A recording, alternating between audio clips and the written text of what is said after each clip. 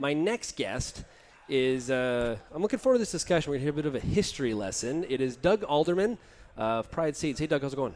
I'm really good, Shaun. How are you today? I'm doing good. This is fun. Thank you very much for having us here again to broadcast from the Pride Seeds Pavilion. This is an annual thing we've kind of made it out to be, and it's a great time.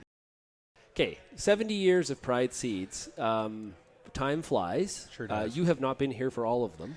Not all of them. I've been here for 20 of those years. Okay, so what is the history of the company? Well, it's an interesting history. It actually began with Napoleon or Nap King in Pancora, Ontario, just outside of Chatham, Ontario. And Nap was a guy that really had a lot of vision. He was passionate about agriculture. He was passionate about seed industry. And then really in 1938, he took a trip into the Midwest U.S. to learn more about hybridization and looking at four-way hybrid crosses then, and came back and started a bit of a research program here. And in 1939, he actually developed the very first licensed hybrid in Canada, developed in Canada. He was the first. He was the first. It was called K300.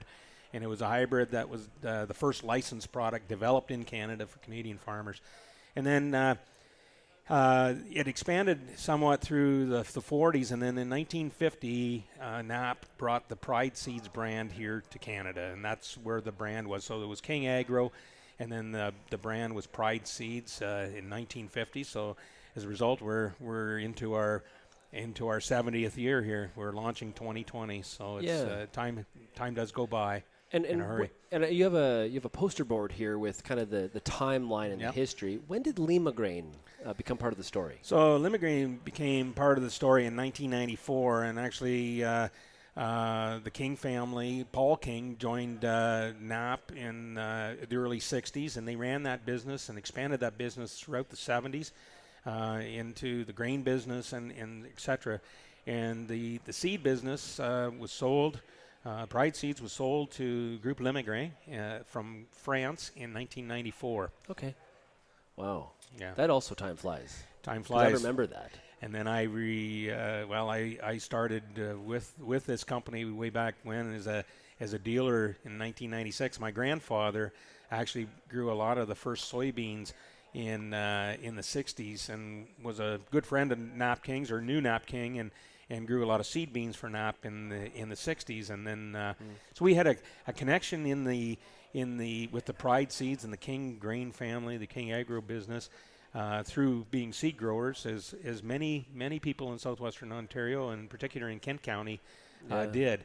And so once Lima Grain bought the business in *94, it was an exciting time because we knew that Lima Grain was a breeder of corn seed, and they were going to bring some new and interesting genetics to the market, and particularly genetics that was going to be suited for Canadian farmers. Yeah.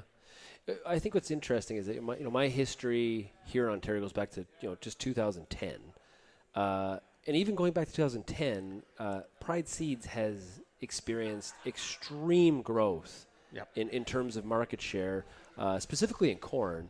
That is a very, very cool story as far as a smaller company that has worked its way to be right there with all the big dogs. Well, yeah, and really, in '94 when Lima Grain bought the brand, it was exciting for sure. But the real growth started in 2000 when Groupe Lima Grain and KWS from Germany basically joined forces and started AgReliant Genetics. Right. And AgReliant Genetics is a North American company. We're third largest market share in corn and North America now, both U.S. and Canada. And it started out with really a couple of brands, and then they expanded out and purchased other brands, and through acquisition over the years, purchased several brands, and now really back to two main brands in the U.S., and LG Seeds and AgriGold. And then Pride Seeds remained the only brand in Canada, and we remain consistent there. What we're proud of most, I guess, is that Our roots are in Canada. We've never really strayed very far from those roots. We're still located in Pancor, Ontario, and in Chatham we have expanded into a seed corn production facility there, and almost all of the corn that is grown in for us for The Pride seed production. Seeds, the seed production is grown here in Canada, and that's what we're most proud of. And as we go forward, you know, it's important, I think, to have that. What's the name of that pub where they have the carp? We've been for lunch there before. They sell the big features, the carp. Do you remember which one that one In is? Pancor? Yeah. The Central. Yes. Yes. That's a great place for lunch. Oh, sure it is. Yeah. Shameless plug for them. Yes, yeah. So if you're ever in Pancor, you know where to go. Yeah, that's absolutely. right. Go to the Central. And also, not just a factor or a player here in Ontario, but also, of course, in Western Canada, Pride Seeds is a player as well. Absolutely. So, really in Quebec, we've had a big presence in Quebec in the 50s, and then Western Canada, we were a big player in Western Canada years ago, and then really since about 2008 or 9, we really started into the Western Canada developing hybrids for the West. We've got a significant market share particularly in the silage corn, and those silage genetics, AgriLine Genetics, been developing lines for the silage industry, and particularly Limigrain and KWS lines that come from Europe really work well in Western Canada, and we're continuing to develop that.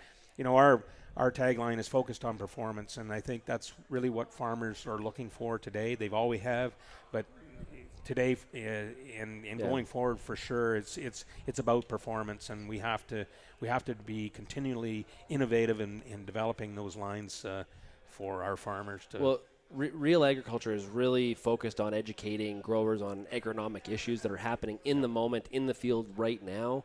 And Pride Seeds has been a great partner of ours on our soybean and corn school. Great sponsors going back to 2010.